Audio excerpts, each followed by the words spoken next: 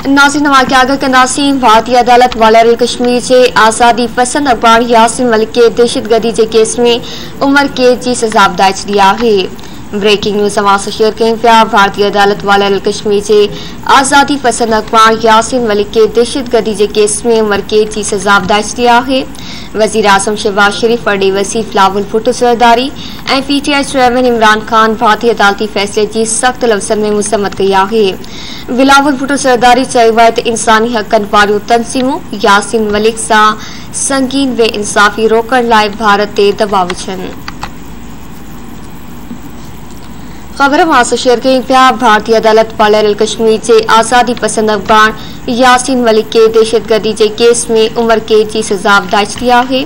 वज़ीर आज़म शहबाज शरीफ वॾे वज़ीर बिलावल भुट्टो सरदारी ऐं PTI चेयरमैन इमरान खान भारतीय अदालती फैसले की सख्त लफ़्ज़नि में मज़म्मत कई है।